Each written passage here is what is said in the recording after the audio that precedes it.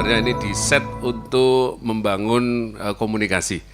Jadi Bapak dan Ibu, latar belakangnya waktu itu kita melihat bahwa kesehatan dan pendidikan ini menjadi satu hal yang paling sering disorot, dan ketika ada berita itu menjadi satu semacam berita besar yang itu bisa ditarik kemana-mana. Jadi sebagai contoh rumah sakit ini breaking bad news itu lebih banyak ditampilkan. Kemudian juga pendidikan, ini kalau ada satu kasus saja, ada universitas abal-abal, kemudian ada ijazah palsu, ada profesor plagiat, ini kemudian menjadi satu berita besar yang nampaknya bagi kita ini harus kita antisipasi. Nah, Bapak dan Ibu, di dalam acara ini kita set satu model di mana kita mengundang akademisi Bu Hermin, kemudian ada Pak Thomas Franky dari Fortune PR. Ini satu perusahaan yang memang spesialis untuk public relation. Jadi beliau ini nanti akan cerita sendiri siapa kliennya besar-besar gitu ya, dan kita kenal semua mereka. Dan yang berikutnya ada Pak Trias Kuncahyono dari Kompas. Bapak dan Ibu sering baca Kompas ya. Kompas ini media besar, menjadi semacam panutan. Ya, kadang-kadang opini publik itu muncul karena opini dari media. Dan Kompas salah satunya. Nah, sehingga sangat beruntung kita bisa mengundang beliau-beliau berdua untuk hadir bersama kita. Nah Bapak Ibu, rundown acaranya sebenarnya sederhana. Kita akan bikin grup kelompok, ada 4 kelompok yang akan menjadi kelompok besar kita hari ini. Mungkin Mbak Dian nanti akan mengatur bagaimana pembagiannya, dan di meja Bapak Ibu sudah ada case, sudah ada kasus yang akan Bapak Ibu coba untuk diskusikan ya, barang 20 menit, dan ini sebisanya. Ya, ini sebisanya karena kita ingin melihat baseline kita dulu. Nanti Bapak dan Ibu akan presentasikan seperti apa hasilnya, dan akan diberi komentar serta akan ditelaah secara mendalam dan diteruskan dengan paparan dari Pak Thomas Franky dan Pak Kuncahyono. Ya, Bapak Ibu, tapi sebelumnya ada baiknya kita berkenalan dulu ya di masing-masing meja. Mungkin Bapak Ibu ada yang sudah kenal, ada yang belum. Ini seragamnya ada yang korpri, ada yang bukan korpri gitu ya. Ada yang kelihatan sudah sering masuk TV, dan ada yang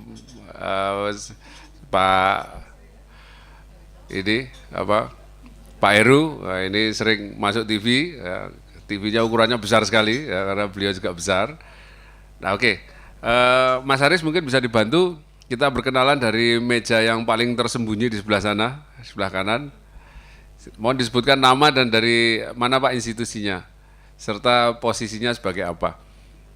Sukirno, saya dari bagian perpustakaan di Fakultas Kedokteran UGM. Ya.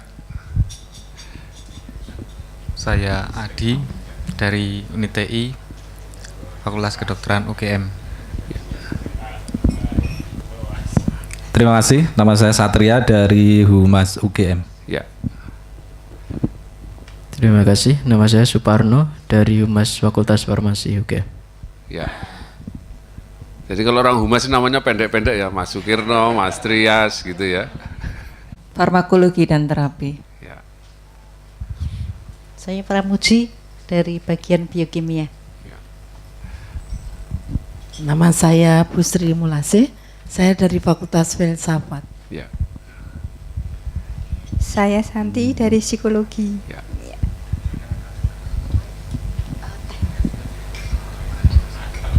Baik, selamat pagi. Nama saya Fitri dari bagian IKM FKUGM. Ya.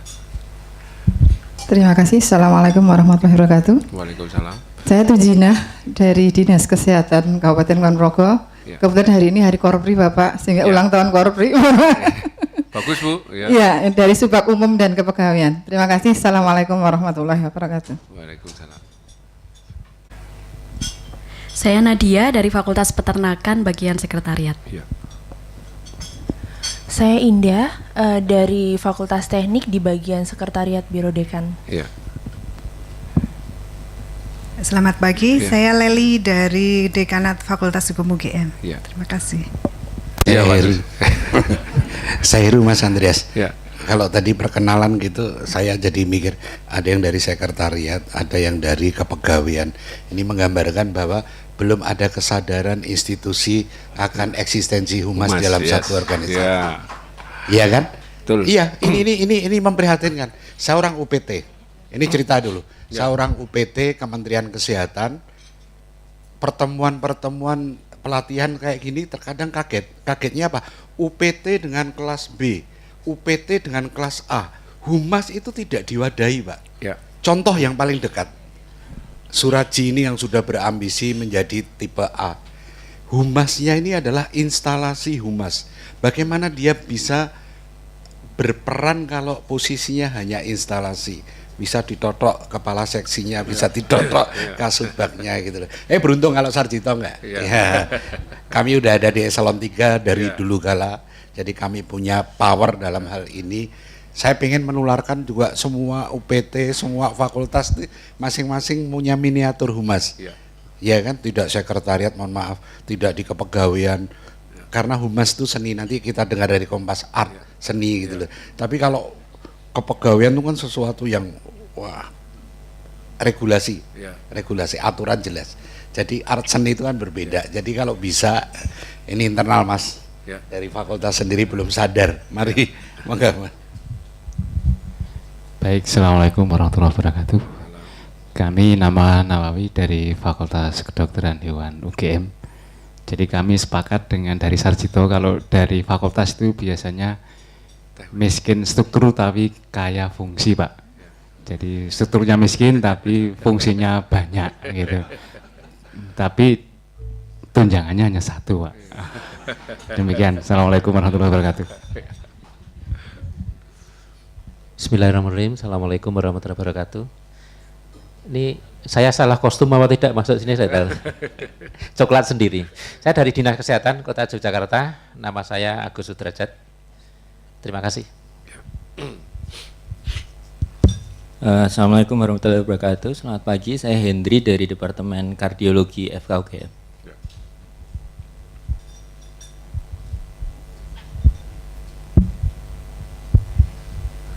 Selamat pagi. Saya Ahmad Afandi dari Dinas Kesehatan Kabupaten Gunung Kidul.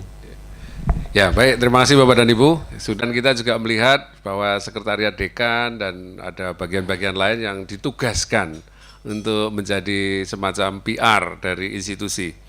Nah, Bapak dan Ibu di sini hadir yang dari FEB, dari Filsafat, Kedokteran Hewan, Hukum dan seterusnya. Ini adalah fakultas-fakultas besar yang ada di Universitas Gadjah Mada. Dan tentu menarik kalau nanti kita bisa berbincang bersama, berdiskusi bagaimana kita nanti membentuk kelompok humas.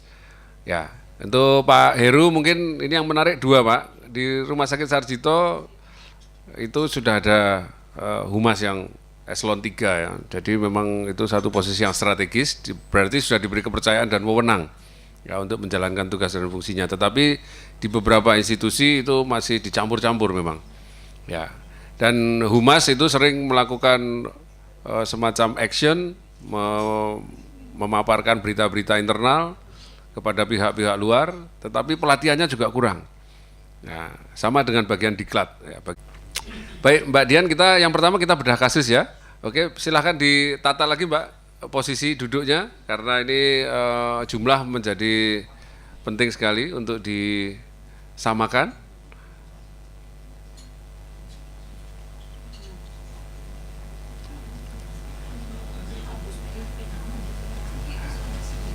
Ya, Bapak dan Ibu, di meja masing-masing sudah ada case, tolong dibaca, kemudian nanti Bapak dan Ibu diminta untuk memaparkan bagaimana kira-kira menyelesaikannya dari sisi tadi ya, kehumasan, bagaimana kita akan menampilkan ceritanya.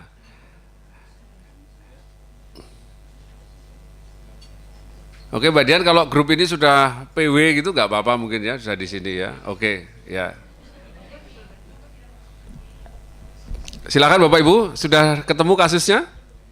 Kami beri waktu kira-kira, jangan lama-lama ya, 15 menit maksimal ya untuk membahasnya. Silakan Bapak dan Ibu.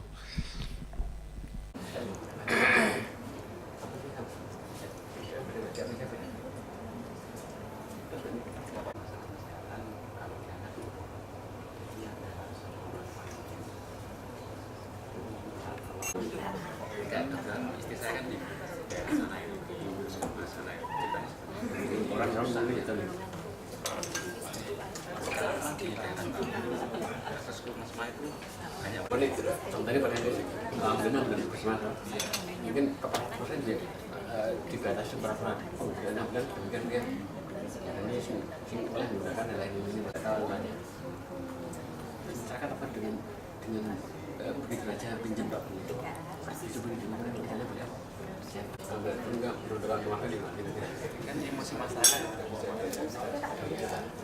keluarga rumah di karena itu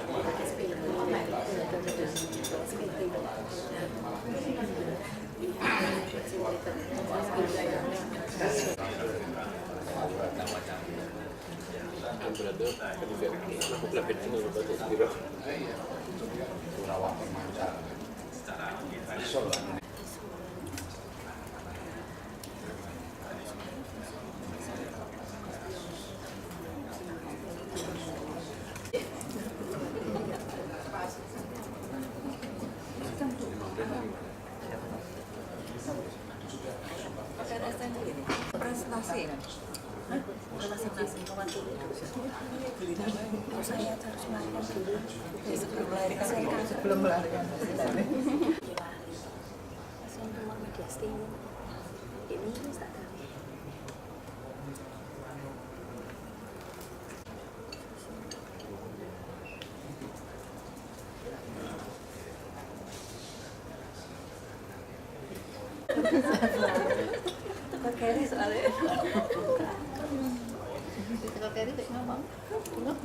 Saya kamar mandi.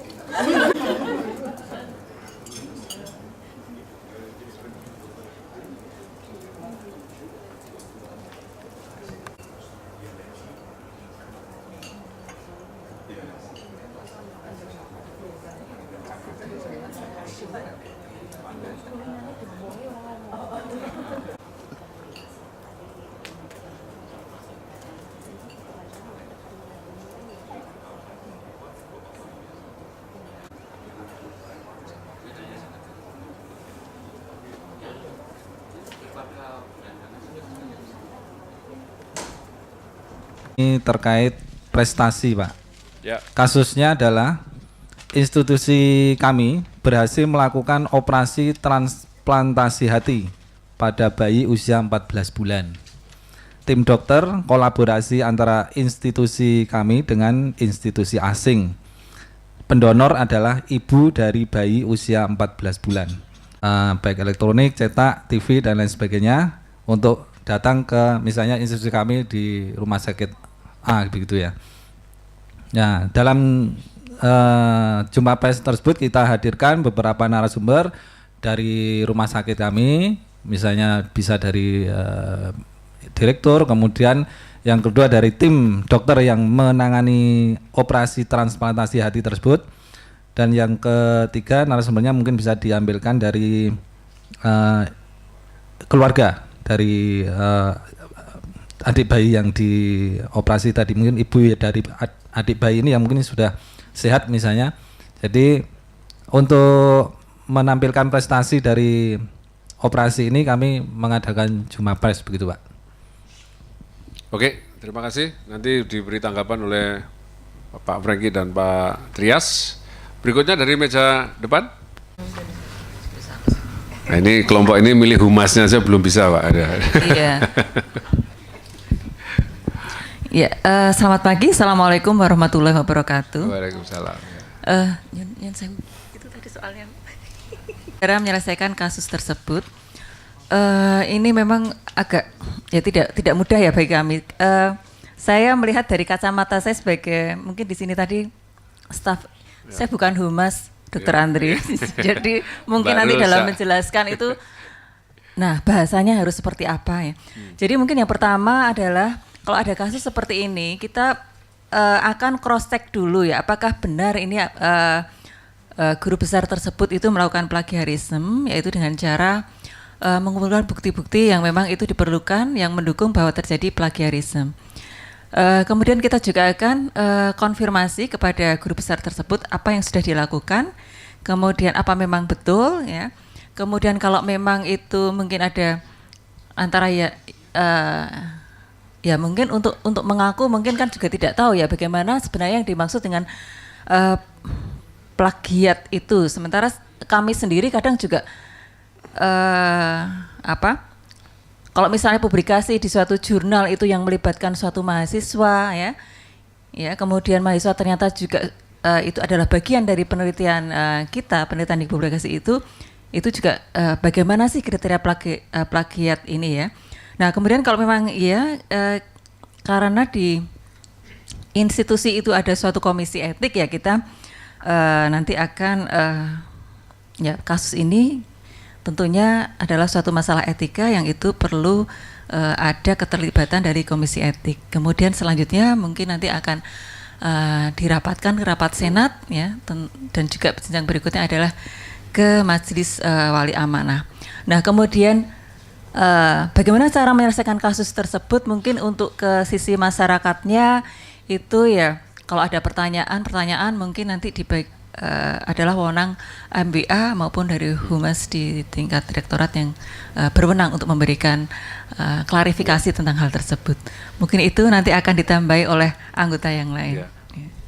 Oke Pak, jadi grup ini kalau ada masalah seperti itu lebih ke arah mekanisme internal, ya, mulai dari melakukan investigasi, rekonfirmasi, dan nanti kalau memang ada yang harus diberitakan, nah ini diserahkan ke Mas yang di sana itu, Humasnya UGM itu. Grup di depan satu lagi, grup 3, silakan Bu.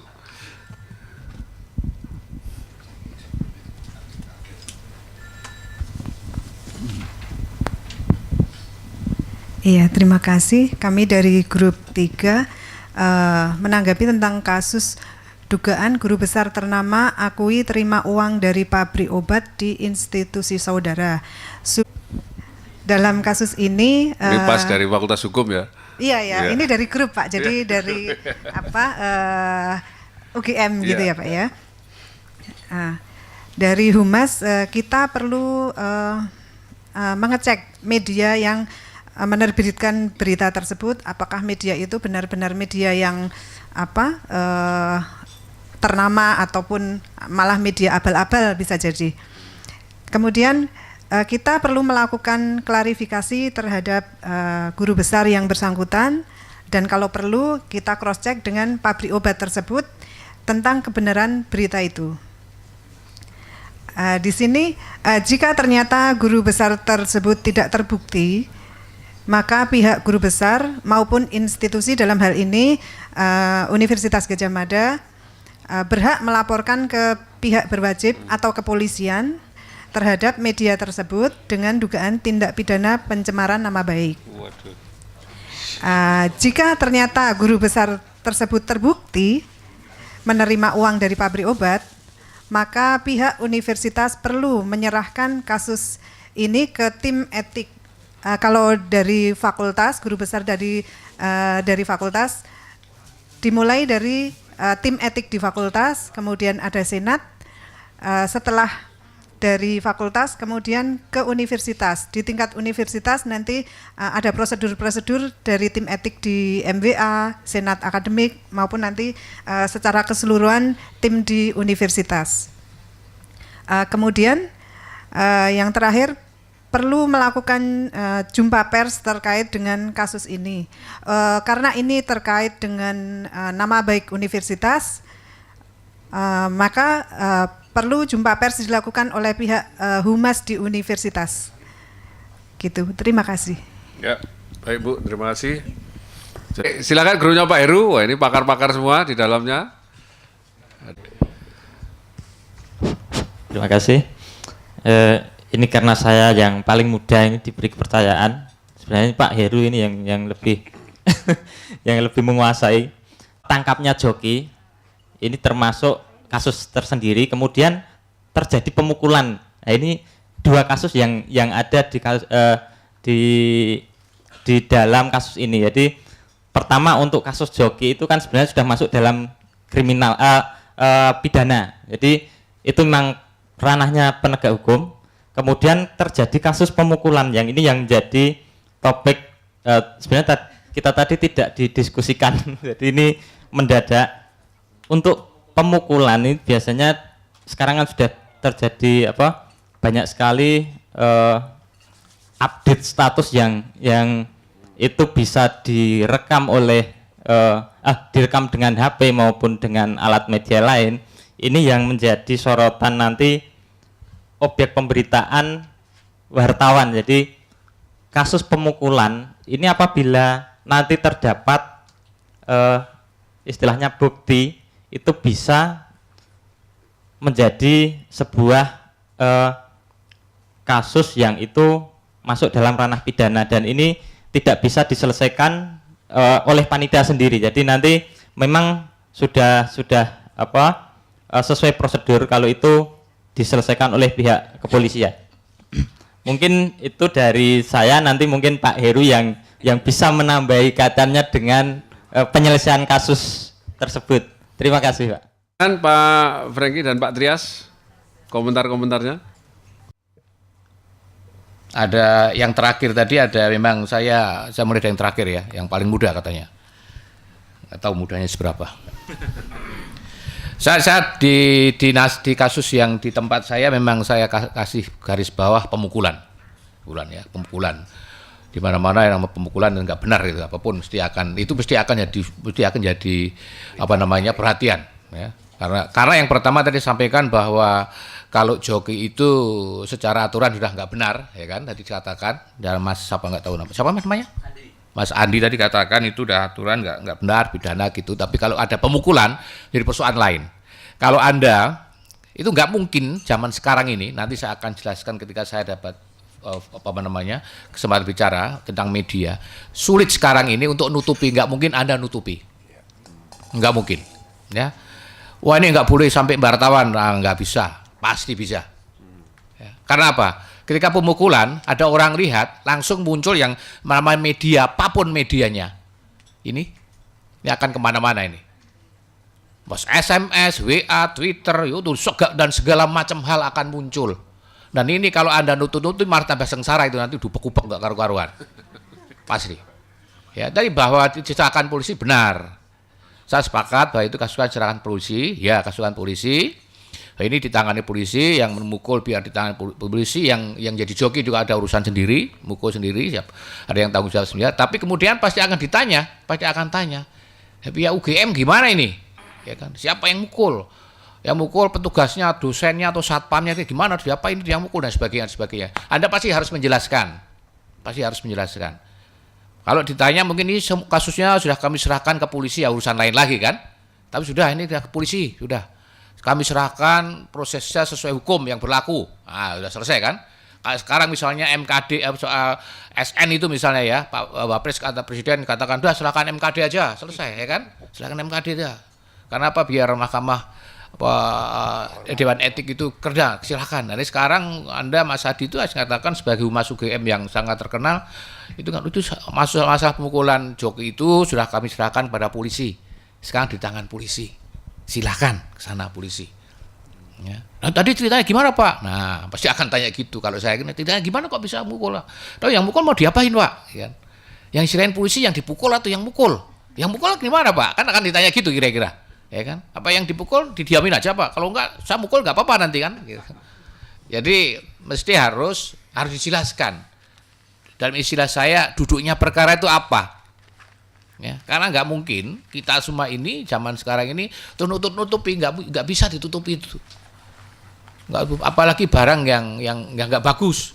Ya, bagus tutupi. Jadi Anda mesti harus begitu ada itu pihak universitas itu harus segera rapat, tahu ini apa kasusnya, gimana sih kasusnya, harus tahu persis, soalnya harus persis. Sehingga sometimes pasti akan ada yang tanya. Satu yang tanya, terus kemudian yang harus menjawab itu siapa? Jangan dibuka pintu begitu banyak. Ya, nanti akan masuk ke kasus yang lain, kasus yang misalnya kasus guru besar terima uang dari sini tadi ya, bergugat terima uang. Saya sepakat dengan Ibu tadi, ya, klarifikasi benar. Nomor satu klarifikasi itu. Ini kok ada berita di koran, ini benar enggak ini? Pak X ini, Profesor X, benar enggak nih? Klarifikasi dulu pada profesor itu, guru besar. Benar enggak Pak? Leres mboten Pak? Sangat bagus juga tadi sama Ibu itu, ya sepakat sekali. Tanya juga pada pihak yang sana, pihak yang tersangkut itu perusahaan obat apalah nggak tahu. Benar nggak itu? Waduh ini urusan masalah etika nanti juga. Karena apa? Ini kayak gini ini akan sama dengan kasus, akan mirip dengan kasus dengan plagiarisme tadi, nyangkut ke citra. Anda punya, Bapak Ibu punya lembaga. Kalau yang namanya citra sekarang ini sudah kena, trust, kepercayaan orang akan turun. Zaman sekarang, zaman branding, ya jangan orang naik ngangkat citra, yang dijual citra, yang jual trust kepada orang. Kalau orang nggak percaya, sekarang guru besarnya misalnya lompat situ, guru besarnya plagiat, gila ini guru besarnya plagiat. Jadi kalau mahasiswanya bikin skripsi beli atau apa nggak apa-apa, kan begitu. Ngapain? Jadi sekolahnya ternyata nggak benar sana, tuh langsung jeblok langsung. Jadi nyangkut citra. Kalau udah kayak gini, sama dengan kayak kami, saya dari Kompas. Dari Kompas, kenapa Kompas sampai sekarang masih bisa menjadi media yang paling tinggi, besar, upahnya paling tinggi di Indonesia sudah 50 tahun. Nomor satu adalah bagaimana membangun trust pada pembaca. Trust, kepercayaan. Kalau dalam bisnis, nanti juga akan sama dengan bisnis. Media itu kan bisnis gagasan, bisnis ide. Sebuah ide, dari ide kemudian direalisasikan secara profesional. Ya. Kalau secara profesional akan memunculkan kepercayaan. Wah ini profesional, ada role of the game-nya, ada etika dan sebagainya. Karena muncul kepercayaan, orang membeli, pemasang iklan masuk, kan percaya, sehingga akan ada hidup. Ya sama dengan kalau tadi saya katakan kalau plagiarisme atau tadi nerima itu, kalau role of the game-nya, aturan mainnya, guru besar, apapun, semua dosen, siapapun juga tidak boleh menerima uang apapun juga dari perusahaan obat apapun namanya, ya kan? Kalau aturan itu jelas, kecuali di tempat Ibu nggak ada aturan itu, boleh nerima, lain lagi ceritanya, ya kan? Nggak masalah, nggak ada aturannya. Wah tapi ini etika, mana aturannya, ya kan? Karena akan begitu larinya nanti. Kalau ada aturannya, jadi itu mesti harus kembali lagi soal aturan main di dalam, kemudian juga nyangkut ke citra tadi. Sama dengan plagiarisme yang kedua ini. Ini sangat penting plagiarisme zaman sekarang. Kalau ada seorang guru besar, ada doktor atau apa, kemudian lulus ternyata terbukti plagiat, meskipun tidak ada satupun ide murni, tidak ada satupun ide itu murni dari otak saya sendiri, tidak ada. Saya dapat dari mana? Saya baca, artinya ide orang lain. Problemnya adalah bagaimana kita mengembangkan ide itu, satu. Kemudian kejujuran kita. Nah ini yang penting lagi, kejujuran tadi. Ini jadi sangat penting, jujur. Trust. Kalau jujur itu akan menghasilkan kepercayaan orang lagi. Kalau orang percaya, kemudian akan menggunakan citra kita naik lagi. Ya, tadi saya katakan nggak ada satupun ide yang murni, yang tunggal, artinya murni. Selalu ada dari orang lain. Entah kita ketemu orang ngobrol dengan Dr. Andrea, dengan Pak Hengki ngobrol, kemudian. Atau kalau saya biasanya baca koran, dengerin atau baca, saya catat. Saya di handphone saya itu banyak kutipan-kutipan yang suatu saat akan sangat berguna. Baca buku, baca koran, satu hal ini ya, akan berguna. Kemudian dikembangkan. Jadi saya katakan bahwa kalau itu kemudian si profesor itu, dokter itu plagiat karena dia ngutip, kemudian sepenuh yang ngutip, nah itu nggak benar, ya kan? Kalau ngutip bagian dikembangkan lagi ada ide di situ. Jadi sekali lagi itu menjadi, saya sepakat bahwa plagiarisme tadi memang harus, dan ini ya tadi sama dengan Mas Adi tadi, ya nggak bisa kayak gini ditutup-tutupi juga, ya nggak bisa. Ya. Kalau ada itu, yang pertama-tama mestinya konsolidasi dulu, seperti dikatakan oleh Ibu tadi, konfirmasi. Pak, betul enggak Bapak melagiat enggak ini? Disertasi Bapak itu nyontek enggak, Pak? Nyontek, Pak. Ya apa seberapa nyontek? Berapa persen dari disertasi yang nyontek? Kenapa kok narasumbernya enggak disebut gitu loh. Harus itu dulu. Karena apa? Kalau Anda siapapun humanis di situ atau pihak intern tidak paham betul, nanti ketika sudah muncul ke masyarakat pusing nanggapinya. nggak boleh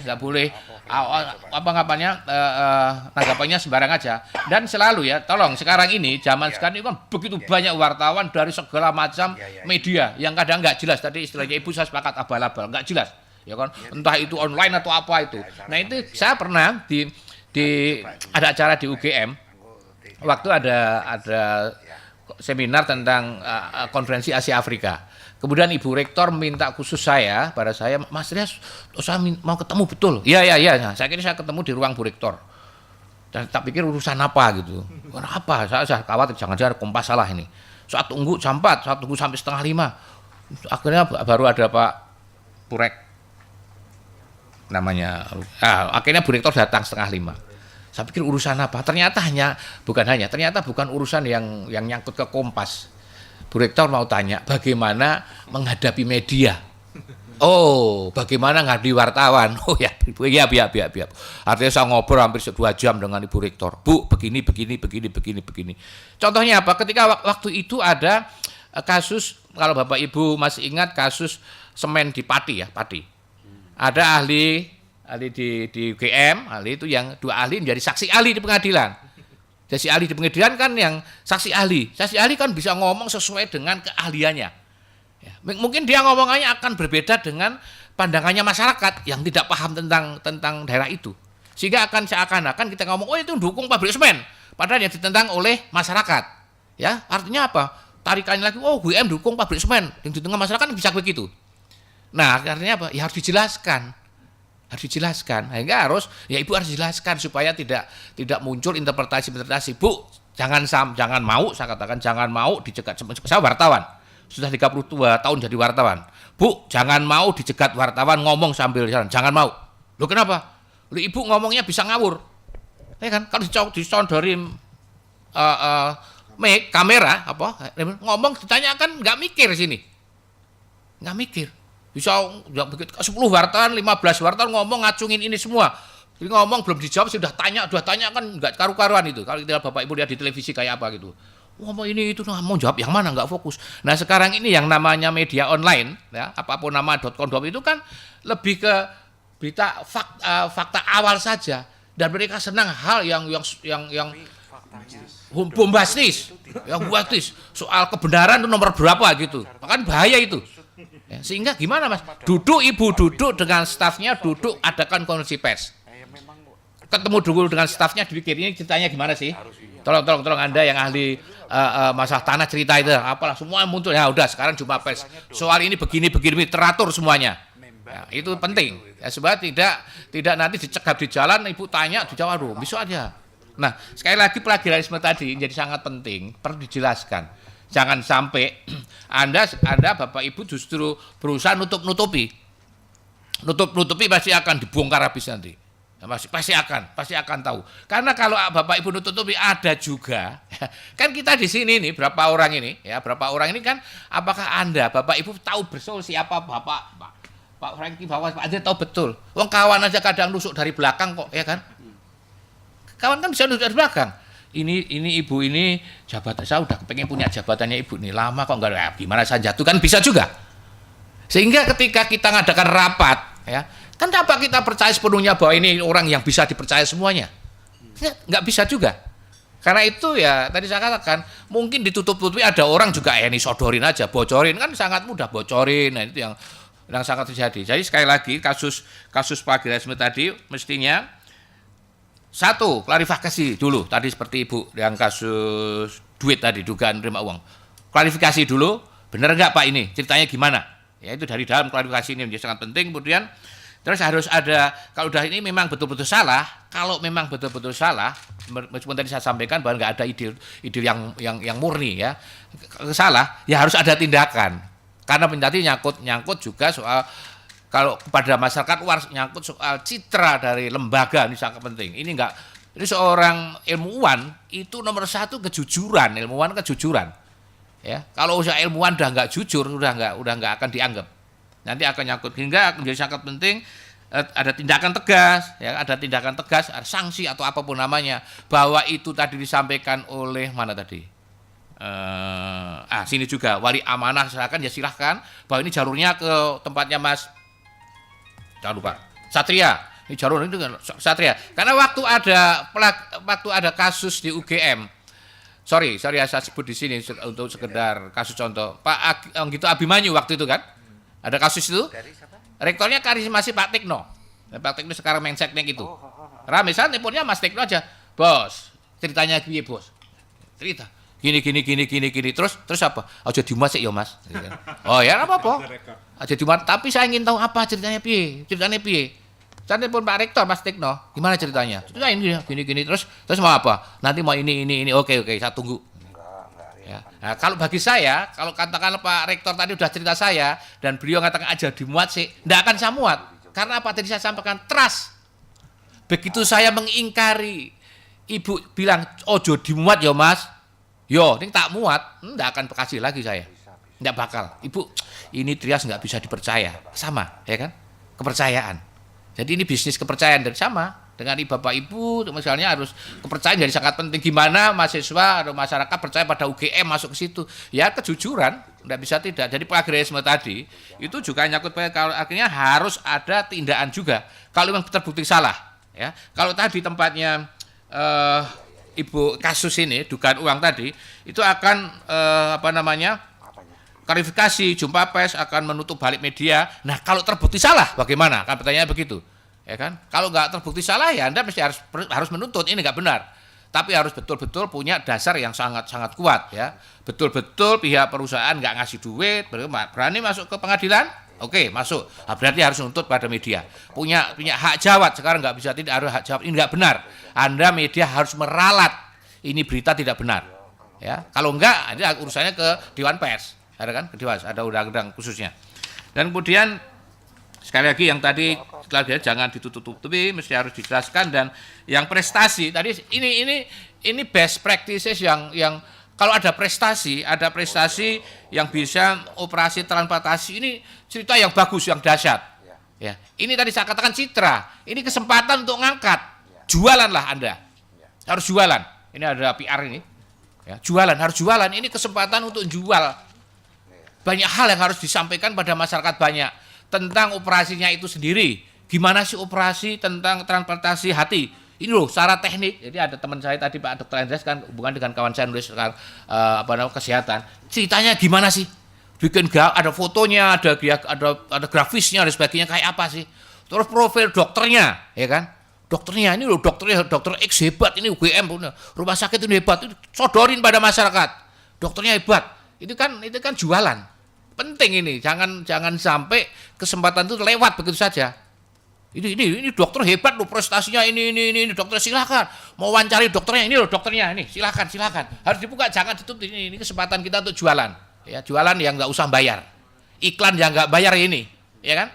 Kalau Anda mengiklankan misalnya masuk di koran rumah sakit UGM misalnya apapun namanya itu, rumah sakit mana X itu berhasil ini pakai iklan, bayar.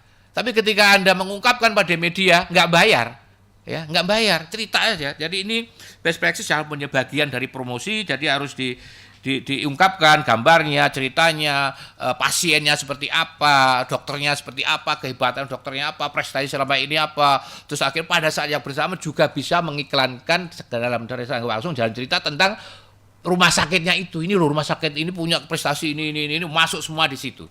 Jadi itu harus segera, harus terbuka betul pada media. Tidak tadi harus terbuka, kasih semua, kasih aja semua pada apa yang ingin tahu Anda, apa yang ingin tahu. Jadi ini kesempatan yang menurut saya sangat bagus untuk bicara pada masyarakat banyak, karena prestasi ini katakan best promosi, bagian dari promosi keberhasilan yang harus diungkap pada masyarakat banyak. Tadi ada lagi soal. Ada satu lagi kalau salah ya. Sudah semuanya. Joki sudah ya. Joki tadi dari sana ya, Joki dipukul tadi ya. Aduh, jangan usah pakai mukul. Ya, kalaupun nggak mukul tadi sudah saya komentar ya tadi, harus hati-hati, nanti pasti akan duber-duber itu. Udah serahin polisi, lo kok dipukul sih? Yang mukul diapain? Pasti akan begitu kan. Zaman sekarang kaki. Nah, jadi nggak bisa. Jadi kira-kira itu saya rasa Bapak Ibu sudah pada on the right track untuk melihat persoalan ya, bagus. Oh ini begini begitu, hanya sedikit menurut saya perlu penajaman saja. Tapi secara umum tracknya itu yang dilakukan. Nomor satu tetap klarifikasi. Ya, bener enggak sih ini klarifikasi? Sama kayak saya wartawan. Kalau mendengar sesuatu harus klarifikasi, cek and recheck dulu. Ya, bener enggak? Jangan sampai dimanfaatkan orang lain, ya kan? Harus cek ini benar sih berita. Kalau saya lihat di sini nanti misalnya di .com, saya akan ini benar enggak ya? Informasi saya anggap sebagai informasi awal, belum saya anggap ini benar. Harus saya cek dulu benar enggak? Nah ini penting. Jadi tadi saya katakan udah on the right track, udah tracknya benar Bapak Ibu. Klarifikasi untuk di dalam. Tadi dalam kalau ada persoalan di dalam harus solid di dalam. Ya, nggak boleh, karena tadi saya katakan di antara kita bisa saling jegal, ini harus solid, tahu betul solid ini loh nanti. Terus jangan lupa satu jalur, ada humas saja yang suruh ngomong, kasih kepercayaan humas, jangan semua orang ini ada silakan Dokter Andri aja, ini Dokter Andri pinter ngomong, belum menarik, sudah Dokter Andri aja, udah satu jalur. Kalau banyak jalur nanti kesana kemari bukannya nutup-nutup enggak, tapi yang satu jalur itu pun nanti akan membuka semuanya. Silakan pihak universitas menunjuk Pak Dr. Andre sebagai humasnya, juru bicara untuk semua urusan kasus pagliarisme itu. Silakan Dr. Andre, omong apapun juga, dia sudah tahu apa yang dia omongkan, ya kan? Jadi saya juga, tapi Dr. Andre yang beri tugas, jadi nggak nutup-nutupi, tapi silakan, semua boleh ngomong apa saja pada Dr. Andre. Nah, jangan nanti banyak orang yang ngomong repot ya. Tapi dengan catatan pokoknya terbuka, Dokter Andre akan mengatakan saya ini nomor telepon saya ini loh 08 bla bla bla bla, silakan hubungi saya anytime kapan saja. Nah, itu sudah ketika kita menyampaikan ini nomor telepon saya siap dihubungi setiap saat, ini sudah terbuka dan akan membangun hubungan yang baik dan membangun kepercayaan. Ya. Sudah kasih katakan. Ini nomor telepon saya ya, hubungi saya anytime hubungi saya. Mau jam 12 malam silahkan, nggak akan ada yang hubungi itu kan, silahkan gitu. Tapi ngomongin dulu silahkan, jam 9 malam, sore silahkan, pagi silahkan, nggak apa-apa. Pokoknya urusan ini pada saya ya, kawan-kawan wartawan ya, terima kasih, hubungi saya. Udah gitu aja kan. Jadi pertama udah dikitukan dulu. Ya, jangan tutup akan cari jalan dari manapun juga pasti akan dicari. Kira-kira itu jawaban singkat saya. Makasih. Oke, baik Pak Trias. Mohon maaf Bapak Ibu, mungkin kalau dari saya lebih angle-nya beda dari Pak Trias. Pak Trias dari media, kalau saya dari PR agency, jadi agak beda sedikit. Cuman masalahnya kita orang PR, kalau krisisnya nggak kejadian, dianggap nggak kerja, ya kan? Kelihatan kerja kalau krisisnya kejadian kita solve, itu baru kelihatan kerja. Tapi sebenarnya yang paling baik adalah mencegah daripada mengobati. Bener nggak? Kalau dari Fakultas Kedokteran, ya kan kayak gitu ya. Nah sama juga krisis gitu, mencegah lebih baik daripada mengobati. Cuman sayangnya mencegah itu nggak seksi, mencegah itu kagak nggak bombastis, sehingga akhirnya kadang-kadang kita dianggap nggak kerja tuh gara-gara mencegah gitu loh. PR kerjaannya cuman hai-hai, nggak ada hasil kayak gitu. Itu yang sering kejadian. Saya sharing aja Bapak Ibu. Nah, jadi berdasarkan itu tadi Bapak Trias sudah jelasin bagus banget. Segala sesuatu yang memang dibutuhkan untuk menangani kasus memang kita harus siap seperti tadi apa yang diungkapkan Pak Trias. Cuman saya agak-agak sedikit mau lihat angle-nya agak berbeda. Saya mulai dari kasus yang bayi dulu. Bapak-bapak yang di sana sudah melakukan jumpa pers kayak gitu. Pak Trias tadi juga sempat bilang sayang sekali kalau nggak dimanfaatkan peristiwa ini untuk jualan kayak gitu. Nah, karena ada kata kunci jualan itu, menurut saya jumpa pers saja nggak cukup kayak gitu. Apalagi ini adalah isu kedokteran kayak gitu. Isu kedokteran itu akan direview sama orang sampai 10-20 tahun ke depan. Bukan cuma pas waktu acara doang. Kalau launching produk, jumpa pers doang cukup. Tapi kedokteran tuh bikin jurnal, bikin white paper. Karena itu akan dipelajari oleh dokter-dokter di masa depan. Do's and don'ts-nya, kayak gitu. Sayang sekali kalau momentum ini nggak dieksploit sama Fakultas Kedokteran untuk menjadi acuan. Pakai bahasa Inggris supaya dunia bisa ngacu ke kedokteran UGM, kayak gitu. Dan ini nih aku agak sedikit mengkritik institusi Pak Trias dan teman-teman media lainnya. Kadang berita bagus tuh nggak diberitain, nggak seksi bagi media. Achievement itu nggak diberitain, korupsi diberitain, skandal diberitain. Tapi keberhasilan tuh jarang. Nah ini pinter-pinternya kita untuk menciptakan momentum itu.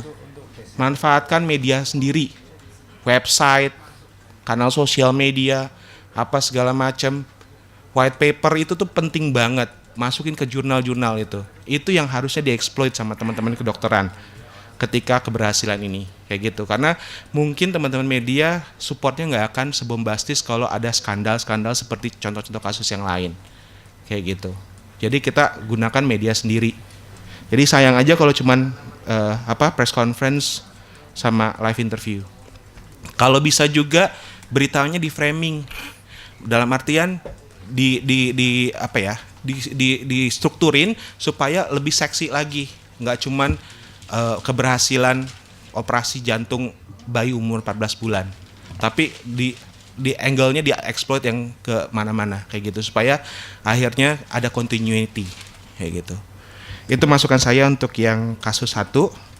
Untuk kasus plagiarisme itu, kalau Bapak Ibu baca lagi soalnya, kalau saya lihat sih belum ada media yang liput ya. Kenapa kita harus ribut ke media kalau media aja belum meliput? Jangan kita yang munculin kasus. Jangan terburu-buru nyuntut apa segala macam munculin kasus.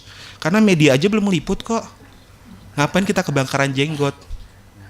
Gitu loh. Tapi benar kata Pak Trias tadi, SOP-nya tuh harus dijelasin. Apa sih plagiarisme itu? Batasannya apa? Pasti ada standarnya dong. Kayak gitu. Nah, itu juga perlu diedukasi itu ke keluar juga. Jadi nggak sembarang orang bisa nuduh satu karya tuh plagiat, satu karya tuh asli, kayak gitu. Dan harus mungkin dibikin dewan untuk yang menilai benar apa enggak itu plagiat, karena udah ada SOP-nya, batasan-batasannya apa, kayak gitu. Jadi kalau misalnya ini kasusnya sebenarnya belum masuk media, mungkin angle-nya dipindah, Bu. Angle-nya adalah mengedukasi media. Apa sih plagiat itu? Batasannya apa? Jangan kita mengeksploit kasus yang belum masuk ke media. Akhirnya jadi berita gitu loh kalau kita langsung main expose ke media. Biarin aja kalau media nggak tahu, nggak usah dikasih tahu. Kalau sampai mereka tahu, kita harus siap jawabannya. Jadi enak nih sebenarnya, diuntungkan di sini karena di situ belum ada no media exposure. Ya, belum ada itu. Jadi Bapak Ibu yang menangani kasus plagiarisme ini bisa punya waktu untuk nyiapin expected Q&A-nya. Apa aja sih yang bakal ditanya media, talking point untuk narasumbernya, apa aja yang harus diomongin. Bisa punya waktu tuh. Beda kalau di kasus yang selanjutnya. Yang selanjutnya guru besar itu sudah ada media exposure. Jadi udah hitungannya detik. Kalau yang plagiat nih belum ada media, jadi masih punya waktu untuk persiapan. Jadi kalau saya bilang sih yang kasus nomor 2 nih masih lumayan asik nih. Kayak gitu. Terus edukasi masyarakat tentang standar itu tuh penting banget. Kenapa? Karena kita nggak ada yang tahu. Apa sih satu paragraf di copy paste, apakah itu plagiat? Karena satu paragraf itu sebenarnya adalah cuman pintu masuk misalnya kayak gitu untuk ngomongin yang lain. Kayak gitu. Kalau misalnya itu dianggap plagiat, itu Gunawan Muhammad di catatan pinggirnya tuh udah kena terus tuh dia, karena catatan pinggirnya selalu begitu isinya gitu loh. Nah jadi ya apa batasannya? Pasti batasan organisasi pendidikan sama batasan yang orang awam beda kayak gitu. Yang kita pakai kan batasan adalah institusi pendidikan karena kita adalah isunya di pendidikan kayak gitu. Jadi aku sih masukanku dari yang kasus 2 seperti itu.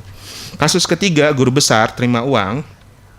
Ya memang benar harus check and recheck apa segala macam, dan bagus banget nih tadi ibu yang menyampaikan mengatakan bahwa cek medianya dulu kredibel apa enggak. Nah ini juga pengalaman bagi kami yang para praktisi, kami juga mulai cek dari medianya dulu. Kalau institusi besar kayak misalnya Pak Trias, Kompas yang ngomong, kita akan pasti responnya berbeda kalau online abal-abalan tadi, gitu loh. Responnya pasti berbeda gitu. Jadi kalau bahasanya Presiden Amerika proporsional respon gitu. Jadi ya tergantung medianya apa kayak gitu.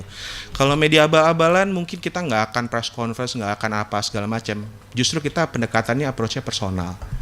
Ajak ketemu aja medianya, tanyain dapat dari mana informasinya, apa segala macam, explore apa segala macam kayak gitu. Nah, untuk kasus terima uang ini kan sebenarnya KKN ya, termasuk kasus KKN ya. Kalau di Indonesia kalau nggak salah sudah didengung-dengungkan adalah pembuktian terbalik, benar nggak? Jadi ya udah dituduh dulu, baru nanti dia harus membuktiin kayak gitu. Ya aku nggak bisa nentuin dari universitas itu bakal melakukannya seperti apa, apakah check and recheck seperti ini atau pembuktian terbalik. Tapi ya check and recheck itu perlu kayak gitu. Biasanya sih kalau udah kayak gini pabrik obat sama guru besarnya pasti akan deny, ya kan? Karena itu mereka juga akan berpikir reputasi dan segala macamnya kayak gitu. Tapi ya itulah isu kenapa ada pembuktian kebalik itu didengung-dengungkan adalah ya karena itu pasti pelaku akan selalu bilang enggak apa segala macam, akan berusaha menghindar kayak gitu. Nah, yang isunya di sini adalah institusinya gitu loh kan, universitas kayak gitu. Nah, universitas ya tadi ada lapor ke pihak berwajib, tim etik apa segala macam itu sudah bagus sih, sudah benar kayak gitu. Jadi dalam artian isu ini memang tarnish, istilahnya mencoreng nama universitas, tapi yang paling penting adalah di situ terlihat bahwa universitas ada responsibility, take responsibility, itu yang paling penting sebenarnya. Nanti di dalam materi saya ada beberapa kasus, lihat situ bedanya kasus yang dipertanggungjawabkan sama yang enggak, itu terlihat sekali kayak gitu. Jadi kalau misalnya universitas mengambil tindakan take responsibility, itu pasti media dan masyarakat juga pasti akan lebih respect dibanding yang universitas akhirnya lepas tangan, lempar body apa segala macam kayak gitu. Nah, itu yang untuk guru besar. Terus untuk yang joki sama kasusnya plagiat, belum ada media juga tuh exposure-nya. Jadi ya ngapain diributin gitu loh. Kalau berdasarkan kasusnya ya, mohon Bapak Ibu baca lagi kasusnya, di situ no media exposure juga kayak gitu. Pemukulan memang salah. Saya bukan berarti membenarkan pemukulan ya. Tapi kalau dalam isu ini, saya nggak yakin jokinya bakal nuntut. Karena dia udah ketangkep basah, joki salah, digebukin, dia nggak akan nuntut. Beda sama kalau di Amerika ya Bapak Ibu ya. Kalau di Amerika kalau kita nonton di film-film, penjahat digebukin pasti nuntut, digebukin polisi apa segala macam. Di Indonesia belum ada ya yang kayak gitu. Maling digebukin ya udah terima nasib loh. Bener nggak? Fact of life aja. Saya ngomong bicara apa adanya gitu loh. Kalau di Amerika maling digebukin polisi bisa dituntut, semua bisa dituntut. Di Indonesia hakimnya juga nggak akan belain kali ya. Ya lu nyolong, digebukin wajar gitu loh. Itu di Indonesia, that's what happened in Indonesia. Memang salah, saya tidak mengatakan itu benar kayak gitu, dan saya juga tidak mendukung pemukulan. Tapi itu adalah faktanya, dan sejauh belum ada media yang expose, ya kita nggak usah ribut dulu. Kita punya waktu intinya. Bukan berarti kita nutup-nutupin itu ya kebenaran ya, bukan kita berbohong. Kita dikasih waktu justru itu. Kalau belum ada media exposure berarti kita dikasih waktu untuk mempersiapkan. Misalnya kita mempersiapkan talking point-nya untuk narasumber, nanti kalau misalnya ditanya wartawan apa, jawabannya apa. Kayak gitu. Itu tugasnya PR Bapak Ibu. Tugasnya Bapak Ibu sebenarnya mempersiapkan itu. Kalau saya dari Fortune, biasanya kalau klien saya mau ketemu media, itu kita bikin media book, persiapan, itu isinya talking point. Apa aja yang mau diomongin, supaya narasumbernya bisa fokus, nggak lari kemana-mana. Talking point, misalnya ngomongin tentang pemukulan, hanya pemukulan aja. Isu plagiat nggak usah diomongin, gitu. Jangan pemukulan larinya ke plagiat, kayak gitu. Satu, kenapa? Karena itu nanti bisa melebar kemana-mana. Terus kedua, akhirnya beritanya nggak fokus, kayak gitu. Kalau isu kasus begini mungkin media akan senang banget kalau melebar kemana-mana. Tapi kalau misalnya isunya misalnya launching produk atau launching jurusan baru, kalau lari kemana-mana akhirnya fokus berita kita kemana-mana. Jadi talking points itu penting. Kedua adalah expected Q&A. Jadi Bapak Ibu posisikan diri sebagai wartawan. Kira-kira kalau misalnya kasusnya ini, pertanyaannya apa? Bikin pertanyaan separah mungkin Bapak Ibu. Karena semakin kita prepare, semakin baik. Bahkan tanyain sampai yang detail-detail. Kalau misalnya kasus guru besar, mungkin bisa ditanya juga sama guru besarnya, selain kasus ini ada kasus apa lagi. Jangan sampai nanti media nanyanya merembet kemana-mana. Kita harus siapin. Nggak hanya pertanyaan, tapi jawabannya apa? Jawaban yang PR, ya. Jawaban yang diplomatisnya apa? Supaya mereka bisa prepare. Kayak gitu. Ketiga yang saya siapin adalah kalau misalnya kita bentuknya konferensi pers, itu kan berarti struktur teratur, kita yang ngatur, kita yang ngundang siapa aja medianya. Biasanya saya sertakan juga medialisnya, siapa media-media yang diundang, kayak apa media-medianya. Kalau saya ngundang tier 1 doang, tier 1 media, misalnya Kompas, Bisnis Indonesia, apa segala macam, saya akan jelasin, ini media-medianya, ini profil media-medianya. Kalau bisa sampai profil jurnalisnya. Kayak gitu. Karena ya walaupun ada rotasi di beberapa media gitu, 6 bulan sekali pindah desk, 6 bulan kan cukup panjang ya waktu. Jadi medianya, jurnalisnya saya udah tahu profil CV-nya kayak gimana. Bahkan seperti itu. Kayak gitu. Sehingga akhirnya kita siap dalam menghadapi media. Jangan sekali-sekali Bapak Ibu tega membiarkan narasumber tanpa peluru. Kayak gitu. Jadi, nih ketemu media, nggak dikasih talking point, nggak dikasih ekspektasi, pokoknya ngomongnya ini aja. Nah, itu yang paling bermasalah. Kayak gitu. Itu paling bermasalah Bapak Ibu, kalau misalnya narasumber kita sodorin ke media tanpa dibekali. Akhirnya ya itu, seperti tadi kata Pak Trias, karena apalagi kalau misalnya tadi doorstep interview, yang langsung nyorongin alat rekam ke muka, kayak gitu. Itu pertanyaannya bisa macam-macam. Kalau misalnya tidak disiapkan dulu, ya akhirnya media yang happy karena dapat beritanya bagus-bagus, yang spontan gitu loh, dan eksklusif karena langsung dapat dari langsung narasumber. Tapi tugasnya kita PR harus nyiapin narasumber kita itu. Talking point, expected Q&A, media list, semua harus disiapin. Kayak gitu. Sehingga makanya kalau kita namanya briefing book gitu loh. Book karena emang tebel. Kayak gitu. Jadi enak tuh narasumber 1 hari sampai 2 hari sebelum hari H ketemu media belajar dulu. Bahkan ada beberapa narasumber yang mungkin baru pertama kali ketemu media, di training dulu. Gimana sih body language? Kalau misalnya kasus kemarin MH370, nanti juga ada di dalam kasus saya, pengumuman kecelakaan pesawat, tapi ada yang pas ngumumin cengenges. Body language is matter, gitu loh. Karena sekarang it's about visual, Bapak Ibu. Bukan hanya audio, bukan hanya tulisan, tapi visual, gitu loh. Ketika ngumumin bencana, kok ada yang senyum-senyum? Senang, maksudnya ada bencana gitu. Ya kan? Jadi benar-benar di prep dulu, di preparation dulu narasumbernya. Jangan setega itu membiarkan mereka menghadapi teman-teman media kayak gitu. Sebab ya jeleknya ke kita gitu loh. Karena narasumber kan sebenarnya adalah personifikasi dari institusi kita.